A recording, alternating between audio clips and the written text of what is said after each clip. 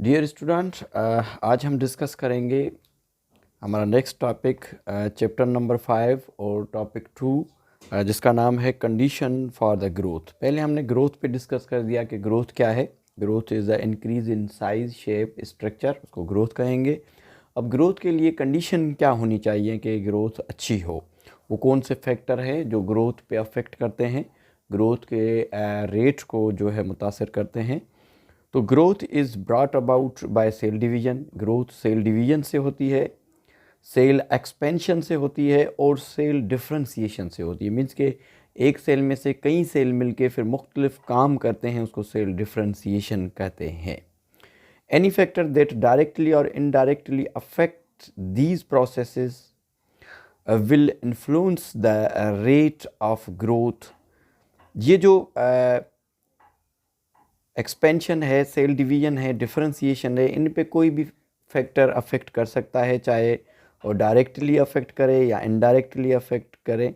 वो कौन से फैक्टर हैं उस पर हम डिस्कस करेंगे। दो किस्म के फैक्टर होते हैं, एक एक्सटर्नल फैक्टर हैं जो बाहर से आते हैं, जैसे कि लाइट हो गया, टेम्परेचर हो गया, ऑक्सीजन हो गया, जो प्लांट के अंदर मौजूद नहीं है, बाहर से आते हैं, उसको एक्सटर्नल फैक्टर कहते हैं। और एक फैक्टर है इंटरनल फैक्टर जो अंदर मौजूद है, यानी कि हार्मोन और जो जीन है वो भी अफेक्ट करते हैं ग्रोथ पे। तो सबसे पहले हम डिस्कस करेंगे external condition which alter the rate of growth. जो है अल्टर करती है ग्रोथ के रेट को, वो कौन से फैक्टर हैं। तो नंबर 1 है टेम्परेचर। सबसे पहले हम टेम्परेचर पे डिस्कस करेंगे। जी, temperature most enzyme work optimally in between 25 centigrade to 30 centigrade. आपको पता है कि चैप्टर नंबर 3 फर्स्ट ईयर में हमने पढ़ा था कि जो एंजाइम हैं वो ऑप्टिमम टेम्परेचर, हर किसी का ऑप्टिमम टेम्परेचर होता है, उस पर बेस्ड वो काम करते हैं। तो 25 से 37 जो है सेंटीग्रेड बेस टेम्परेचर है। Therefore the metabolic condition of cell, formation of a new protoplasm and cell division is rapidly takes place in between the range of this temperature।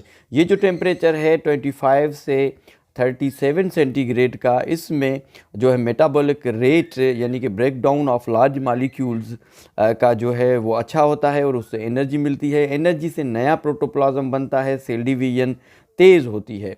तो ये एक अच्छा टेम्परेचर है, optimum temperature. Normally rate of growth increases with the increases in temperature से entry test के हवाले से ये हाईलाइट कर लीजिएगा कि जैसे ही टेम्परेचर बढ़ेगा तो ग्रोथ रेट भी बढ़ेगा। मगर अगर टेम्परेचर और ज़्यादा बढ़ जाता है at very high temperature, the rate of growth stop, जो ग्रोथ की रेट है वो स्टॉप हो जाएगी एंड प्लांट में डाई, प्लांट जो है उसकी डेथ भी हो सकती है। क्यों डेथ होगी? ड्यू टू एक्सेसिव ट्रांसपायरेशन और लॉस ऑफ एंजाइम। जो है ज़्यादा टेम्परेचर होगा तो एंजाइम जो है ख़त्म हो जाएंगे, मेटाबॉलिज्म रेट जो है कम हो जाएगा। या जो ट्रांसपायरेशन का अमल है यानी कि internal loss of water vapours, जो पानी है वो ज़्यादा लॉस होगा और प्लांट इवेंचुअली प्लांट जो है फाइनली जो है उसकी डेथ हो जाएगी। उसके बाद है लाइट। लाइट फोटोसिंथेसिस के लिए इंतहाई ज़रूरी होती है। Light is very important condition for the plant growth. Plant growth के लिए ज़रूरी है। क्यों? It is required for the synthesis and action of chlorophyll without which photosynthesis can not takes places. Light के बगैर जो है फोटोसिंथेसिस का प्रोसेस नहीं होगा। आपको पता है कि जो फोटोसिंथेसिस है इसमें क्या होता है कि जो लीव्स हैं, जो पत्ते हैं, पत्ते क्या करते हैं कि जो लाइट है, लाइट की जो सोर्स है वो सन है, सन से लाइट गिरती है in the form of photon की सूरत में लाइट गिरती है और ये लाइट एनर्जी जो है इसको कन्वर्ट लीव्स में इसको क्लोरोफिल कन्वर्ट करते हैं। किस में? केमिकल एनर्जी में। केमिकल एनर्जी में इसको कन्वर्ट करते हैं, यानी कि ग़िज़ा बन जाती है। और जब लाइट मौजूद होगी तो खाना प्लांट बना सकते हैं और ये खाना जो है आगे यूज़ होगा एनर्जी के तौर पे और जो है ग्रोथ रेट जो है बढ़ेगा। अब देखिए लाइट का जो अफेक्ट है वो जो ग्रोथ रेट पे वो 3 तरीक़ों से है। वो 3 तरीके कौन से हैं? एक लाइट की इंटेंसिटी, लाइट की शिद्दत कितनी है। It affect the synthesis of chlorophyll की सिंथेसिस पे अफेक्ट करता है। एंड अदर पिगमेंट्स, और भी पिगमेंट्स मौजूद होते हैं क्लोरोफिल के सिवा, उन पे भी ये अफेक्ट करता है। High intensity of light destroy the chlorophyll, जो ज़्यादा अगर इंटेंसिटी लाइट की होगी तो क्लोरोफिल डिस्ट्रॉय हो जाएंगे, which ultimately affect the rate of photosynthesis. अगर क्लोरोफिल डिस्ट्रॉय हो जाएगा तो जाहिर सी बात है कि फ़ोटोसिंथेसिस का प्रोसेस नहीं होगा। फ़ोटोसिंथेसिस का प्रोसेस नहीं होगा तो खाना अवेलेबल नहीं होगा, खाना अवेलेबल नहीं होगा तो ग्रोथ नहीं होगी।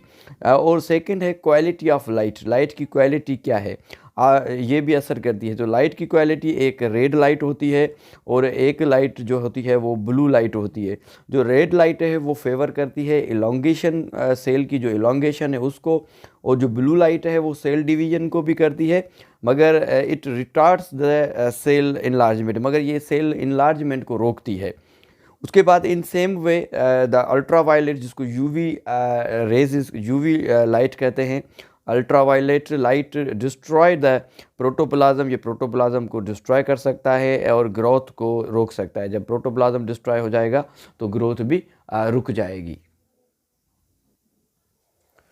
जो तीसरा इसका अफेक्ट है वो है ड्यूरेशन ऑफ लाइट। हमने फोटो पीरियडिज्म को पढ़ा था कि कुछ प्लांट ऐसे होते हैं जो लॉन्ग डे में सर्वाइव करते हैं, कुछ ऐसे होते हैं जो कि शॉर्ट डे में सर्वाइव करते हैं। और थर्ड जो है एक्सटर्नल फैक्टर वो है ऑक्सीजन जनरली जो है ग्रोथ पे कोई अफेक्ट नहीं करता। और प्लांट के आपको पता है कि 2 हिस्से होते हैं, कि एरियल पार्ट्स जो ज़मीन से ऊपर वाला हिस्सा होता है इसको एरियल पार्ट कहते हैं, और ज़मीन के अंदर वाला हिस्सा यानी कि रूट्स उसको अंडरग्राउंड पार्ट कहते हैं। अब देखें, एरियल पार्ट के लिए ऑक्सीजन को गेन करना कोई बड़ी बात नहीं है, मगर यहाँ पे ज़मीन जो सॉइल है वो पोरस होती है, और जो ये ऑक्सीजन यहाँ से जो है पोर के थ्रू डिफ्यूज़ होके रूट तक जाती है।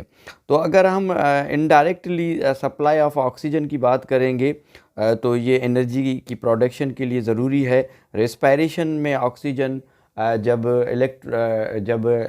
इलेक्ट्रॉन ट्रांसपोर्ट चेन में और जो क्रेब साइकिल है उसके प्रोसेस में ज़रूरत होती है और एटीपी बनते हैं। अगर एक ग्लूकोज के मालिक्यूल में रेस्पिरेशन का प्रोसेस होगा तो उससे 36 एटीपी हमें मिलेंगे, और एटीपी एनर्जी है।